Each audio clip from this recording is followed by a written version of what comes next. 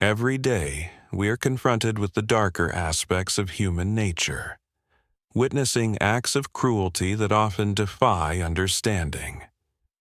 While these realities are painful, ignoring them isn't an option. As someone immersed in the world of crime, I aim to share the most shocking stories and explore what motivates individuals to commit such acts. I'm Michael, and today I present another compelling true crime case. On a cold December night in 2016, the tranquility of a quiet Toronto neighborhood was shattered by the piercing screams of a woman. These screams abruptly ceased, leaving an unsettling silence. Inside a nearby house, 3 children slept peacefully, unaware of the horrific events unfolding just a few rooms away. By the next morning, 40-year-old Dr. Elena Frick, a beloved doctor and mother of 3, had vanished without a trace. Her husband, Dr. Muhammad Shamji, claimed she had left the house with a suitcase and another man, but this seemingly simple explanation concealed something far more sinister. What truly happened to Elena that night, and how did her seemingly perfect life take such a tragic turn? Elena Frick was born in 1977 in Windsor, Canada, to Joseph and Anna Frick. Her parents, originally from Croatia, had emigrated to Canada in the 1960s to work for General Motors. After suffering 2 pregnancy losses and being told they could not have more children, her parents considered Elena a miracle.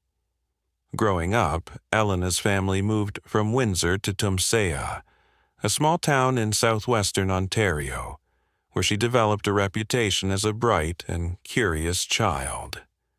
She spent much of her free time reading and attended St. Peter's Elementary School before moving on to Santa Ana High School. During her teenage years, Elena participated in Croatian folk dancing and worked summers in local cornfields. She was also athletic, joining her school's track and field team. In high school, Elena met a boy named Matu Ranald, with whom she quickly formed a close bond. They shared everything, from family meals to a mutual love of music. Their friendship was strong, and friends believed they were destined to marry. In the 1990s, they fulfilled a shared dream by attending a Nirvana concert, their favorite band. However, life soon took a different course. After high school, Elena enrolled in medical school at the University of Ottawa, while Matu remained in their hometown. The long-distance relationship proved difficult, and despite their engagement, Elena eventually ended it to focus on her studies. Her determination to succeed was fueled by witnessing her parents' hard labor at the General Motors plant. She often remarked on how exhausting their jobs were and resolved to build a career that would provide financial stability and a better life. Her dedication paid off, and she excelled during her medical training. In Ottawa, Elena was playing pool in the recreation room when her attention was caught by Muhammad Shamji, a resident in neurosurgery. Coming from a wealthy and distinguished family, Muhammad was the son of the renowned thoracic surgeon, Dr. Shamji. He had attended the country's top schools and was regarded as a medical prodigy. As their paths crossed, Muhammad began inviting Elena to join him for games of pool, gradually asking her out. She found herself drawn to his intelligence, ambition, and elite background, though she sometimes doubted whether she was truly enough for him. Their relationship, however, was far from smooth. While Elena was deeply committed, Muhammad's behavior often left her disappointed. He skipped her medical school graduation, claiming illness, only for her to later learn he had been out with friends. He also proved unfaithful, maintaining a relationship with another woman from his university days. Despite these warning signs, Muhammad's charm and persistence convinced Elena to stay, even after she had tried to end things twice. In April of 2004, Elena introduced Muhammad to her parents, Joseph and Anna. They were unimpressed, perceiving him as distant and disengaged during their meeting. Joseph advised Elena not to settle for someone like Muhammad, believing she deserved better. One morning, Anna overheard an argument between the couple.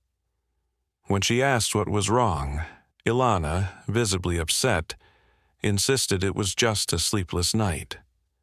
Anna left them to their privacy, assuming it was a minor disagreement. Soon after, Elena discovered she was pregnant. Muhammad faced a difficult choice, as his Muslim parents would be furious about an out-of-wedlock child and his decision to marry outside their faith. Weighing his options, he decided that marriage was the best course. Together, they began planning 2 weddings, one to honor his family's traditions and another for her. On the 1st of September of 2004, Elena and Muhammad held a traditional Muslim wedding in Ottawa. She was nearly 5 months pregnant and adhered to customs such as intricate henna designs on her hands, which her Christian mother found unsettling. The ceremony starkly contrasted their backgrounds. Elena's guests were mainly hardworking relatives, while Muhammad's guests included prominent figures from the medical community. Although community alcohol was officially forbidden, some guests discreetly drank in the parking lot. While their union seemed like a compromise between 2 worlds, the underlying complexities foreshadowed future challenges. Before their second wedding at a Catholic church, the couple was required to attend counseling sessions. Muhammad refused to participate, asking a mutual friend, John Mark, to attend in his place. When John declined, the sessions were skipped altogether. Despite Muhammad's indifference and lack of effort, Elena and Muhammad proceeded with a small ceremony at St. Francis of Assisi Church in Windsor. Unlike their first wedding, this one was more modest, with fewer guests to notice the faint henna tattoos on her hands. Elena wore elegant elbow-length white gloves, and after the ceremony, the newlyweds traveled in a limousine to Caesar's Hotel and Casino, where they spent part of their honeymoon. Soon after, they purchased a home in Ottawa and made it their new residence. Elena began her career as a family doctor at Ottawa Hospital, while Muhammad continued his neurosurgery residency. In January of 2005, following a difficult pregnancy, Elena gave birth to a daughter. She was overjoyed at her arrival, but Muhammad appeared distant and disengaged. His focus remained on his career, and he often retreated to his upstairs study immediately after returning home, barely interacting with his wife or child. Tensions intensified when Muhammad's family visited shortly after the birth. Elena, upstairs breastfeeding, did not come down to greet them, which enraged Muhammad. He later scolded her, insisting it was her duty to welcome guests as a sign of respect. Feeling increasingly isolated, Elena confided in her parents, expressing that she felt as if she were walking on eggshells within her own home. Over time, Muhammad's controlling behavior worsened, and he began having unprovoked outbursts of anger. Friends and family noticed her growing unhappiness, as she rarely spoke about her struggles. Muhammad also criticized her appearance, ridiculing her weight gain, and belittled her cooking skills. Just a month after their daughter's birth, tensions reached a breaking point when Muhammad, in a panic, called Elena's parents claiming she wanted a divorce. She quickly took the phone from him, reassured her parents that everything was fine, and ended the call. One Sunday morning, As her parents prepared to attend church, they received a missed call from Elena's home. Using their phone's redial feature, they called back, only to overhear a heated argument. Muhammad's furious insults toward Elena echoed through the line, leaving her parents horrified. In the spring of 2005, Muhammad was accepted into a prestigious PhD program in biomedical engineering at Duke University in North Carolina, which they saw as an opportunity. Elena enrolled in Duke's master's program in public policy, and the couple planned to move to the United States that fall. However, just days before their departure, an argument turned violent. Muhammad physically assaulted Elena, terrifying her. She took her daughter and sought refuge at a friend's apartment. Muhammad, unaware of her whereabouts, began calling mutual friends until he finally found her. After 3 days, he promised to stay with his parents if she returned home. Still frightened, Elena agreed, but asked John Mark to stay nearby for protection until her own parents could arrive. Following this incident, Muhammad faced 3 criminal charges, 1 for assaulting Elena and 2 for issuing threats. These charges threatened his career and his ability to cross the U.S. border to begin his studies at Duke. In an effort to salvage his future, Muhammad worked to reconcile with Elena, but the damage to their relationship was profound. A few weeks later, the family celebrated their daughter's baptism at a church in Windsor. During the reception, guests inquired about Muhammad's absence. Elena explained he was working, though privately, she confided to her cousin Rob that they had fought again. Rob urged her to leave Muhammad, assuring her she could find someone who truly loved her. Yet, Elena insisted they would resolve their issues and stay together. On July 27, 2005, authorities agreed to drop the charges against Muhammad if he signed a peace bond. As part of the agreement, he acknowledged that Elena had legitimate reasons to fear him and agreed to a year of probation, with the charges dismissed. This clearance allowed Muhammad to start his PhD at Duke University and cross the border without trouble. He moved to Durham, North Carolina, to begin his studies, and their daughter joined him a few months later.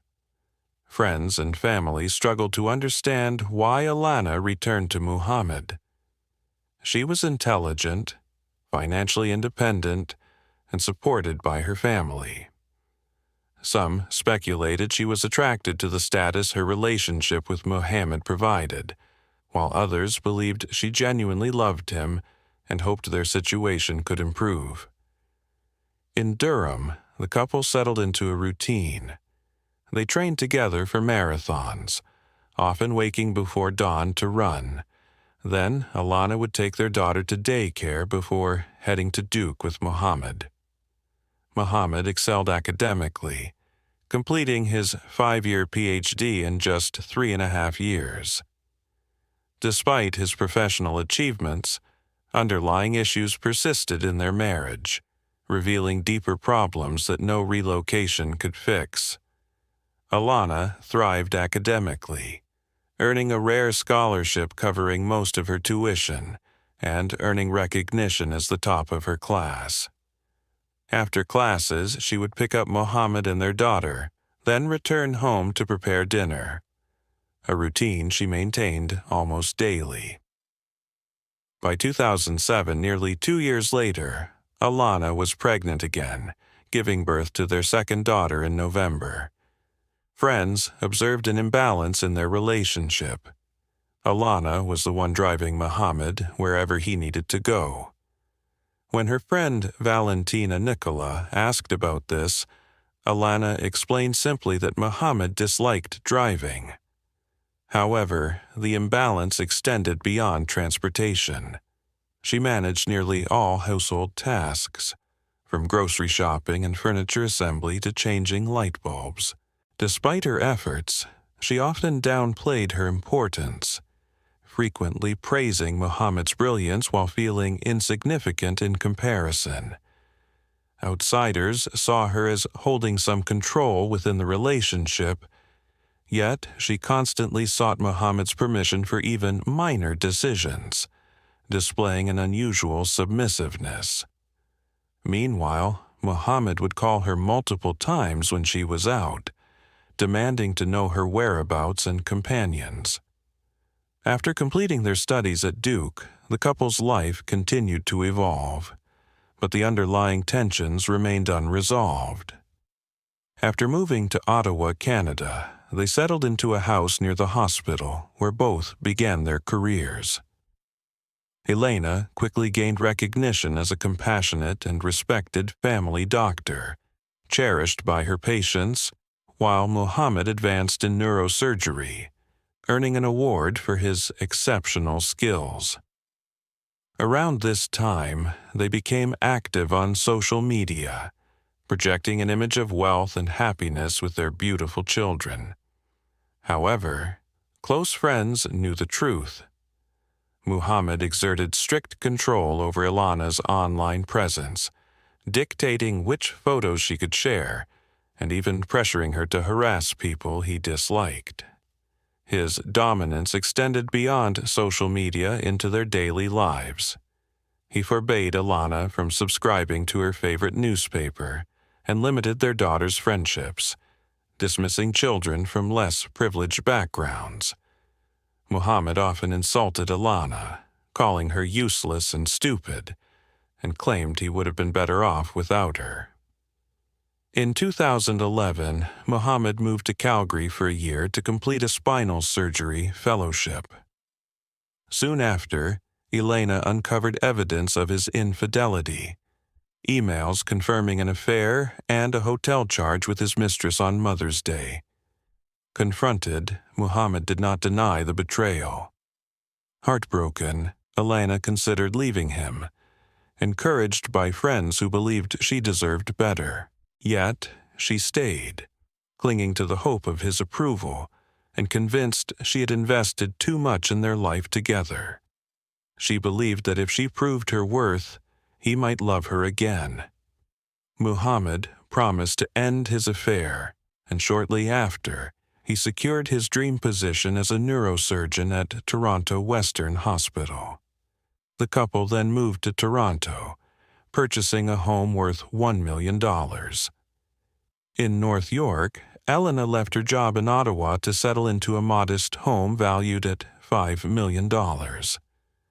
She eventually secured a position at Earl Bowles Clinic, yet she confided to friends that her new role failed to ignite her passion, leaving her feeling her skills were underused despite her hard work to acquire them.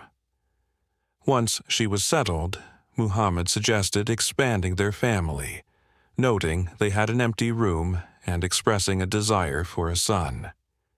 Elena agreed, hoping that a new baby might revive their strained marriage. In October of 2013, they welcomed a baby boy, and over the next nearly 2 years, their relationship appeared to stabilize. During this period, Elena grew close to her new boss, Allison Kaufman, who lived nearby, while their daughters thrived in private school. Muhammad gained recognition at Toronto Western Hospital for performing remarkable surgeries.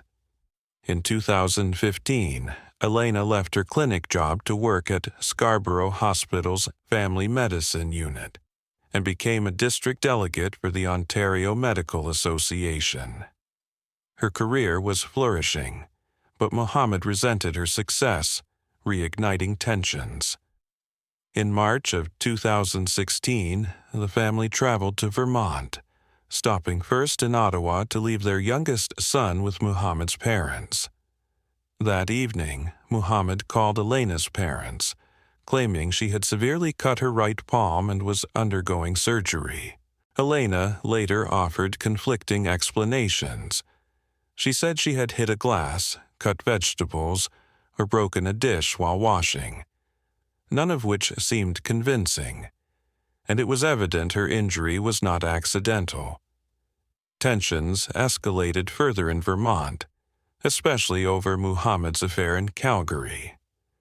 During an argument, he cruelly compared Elena to his former mistress, claiming she was far superior, and the dispute turned violent when Muhammad tried to strangle her.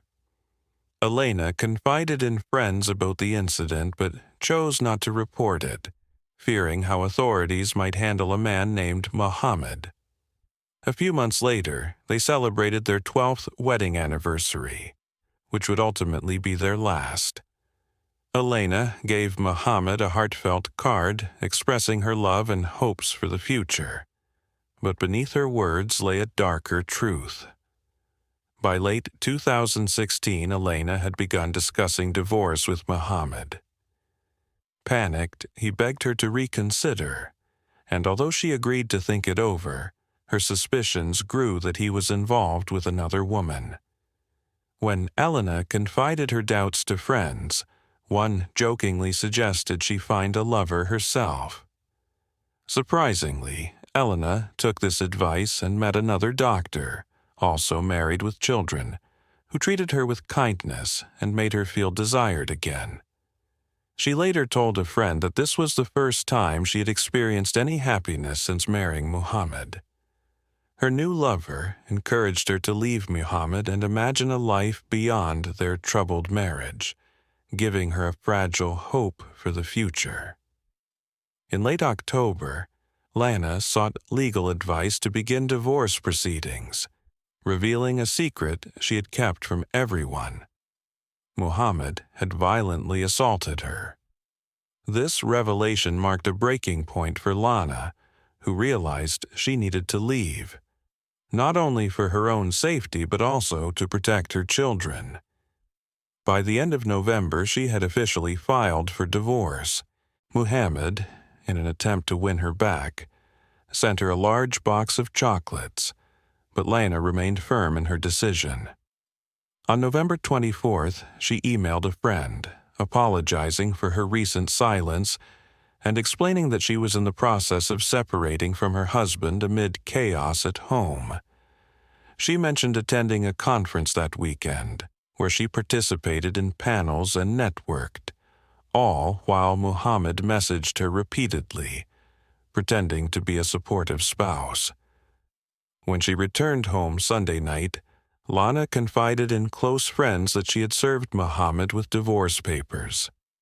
Her lawyer contacted him on Monday, emphasizing Lana's desire for a quick, amicable resolution and requesting full financial disclosure. Lana moved into the basement of their house, but Muhammad persistently moved her belongings back into the master bedroom. On December 1st, 2016, Lana's family tried unsuccessfully to reach her throughout the day. Concerned, they called Muhammad, who hesitantly claimed that Lana had left the house the night before with a suitcase and her boyfriend. Knowing her daughter would never abandon her children, Lana's mother Anna contacted Allison Kaufman, Lana's former boss and neighbor, to check the house.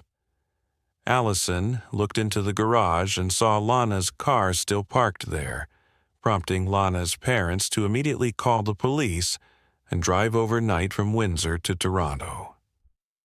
When officers arrived, Muhammad repeated his story about Lana leaving with a suitcase. Following protocol, they searched the residence but found no sign of her. Later that day, police discovered a woman's body stuffed inside a suitcase near the Humber River. She was barefoot, dressed in pajamas, and had severe head injuries. An autopsy revealed she had been beaten with blunt force trauma and strangled. Lana's parents identified her. Her mother, Anna, unable to recognize her due to swelling and facial injuries, was comforted by her father, Joseph, who tearfully confirmed her identity.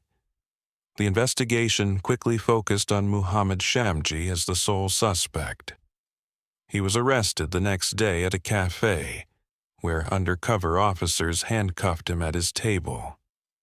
Evidence showed Lana had tried to call 911 on the night of her murder, but only managed to dial 611 before Muhammad stopped her.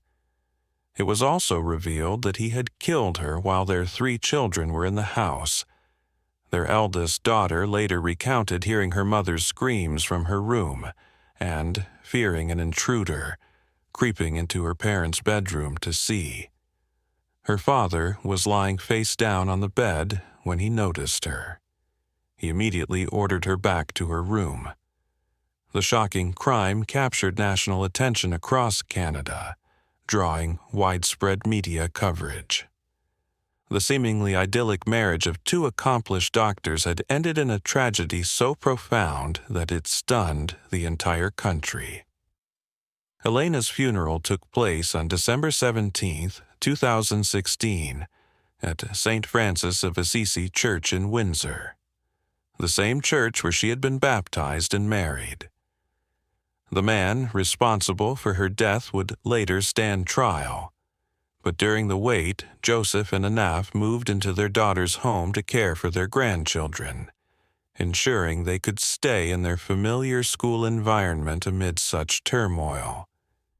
In May of 2019, over 2 years after the crime, Muhammad Shamji pleaded guilty as part of a plea deal with prosecutors, avoiding a lengthy trial. He was sentenced to life imprisonment without the possibility of parole for at least 14 years. The case garnered extensive media attention, with millions of Canadians following the sentencing proceedings closely. Elena's eldest daughter publicly expressed her hatred for her father, stating she doubted she could ever forgive him for his actions. Today, Elena's children live with their maternal grandparents in Windsor. They often speak of their mother but refuse to mention their father's name, choosing silence over acknowledgement. Thank you for engaging with Unreal True Crime. If stories of mysteries from around the world fascinate you, explore our new channel, Latin Crimes, where we delve into the gripping true crime cases of Latin America. Don't miss out. Subscribe now for more compelling investigations.